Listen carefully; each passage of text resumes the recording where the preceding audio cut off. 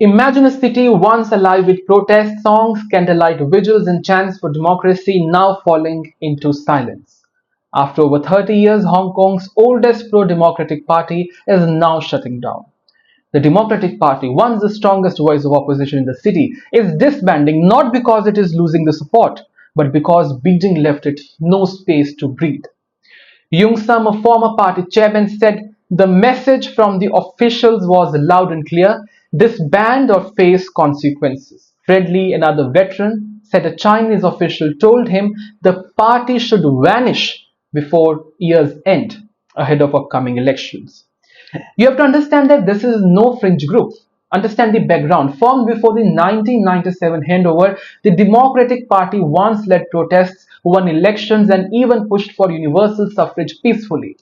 They were the moderators. They believed the dialogue could solve anything, the dialogue could work, and yet they are today packing up their things. Why? Because since the 2019 pro-democracy protests, Beijing has reshaped Hong Kong's political landscape.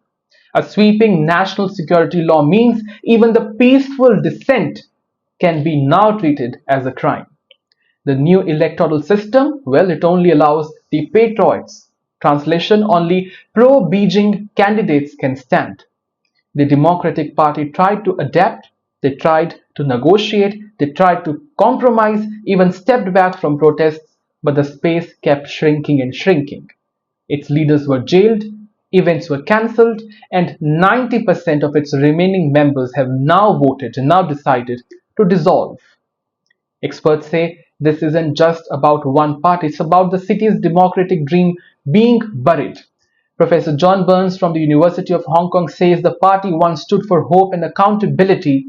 Its death marks a shift towards authoritarianism and authoritarian rule. Eric Lai from the Georgetown calls it proof that opposition politics in Hong Kong are no longer possible. The Hong Kong government denies this, saying parties are free to shut down or speak up or as long as they are factual, quote unquote, factual.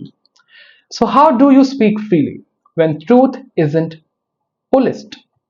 The Democratic Party's fall follows the collapse of nearly 100 civil society groups and the arrest of dozens and dozens of opposition leaders. This is not just a political party fading away, it's an era of democracy. And so, as the Democratic Party quietly disappears, one thing is loud and clear: in today's Hong Kong, even the mildest calls for freedom are now too loud for the state to bear.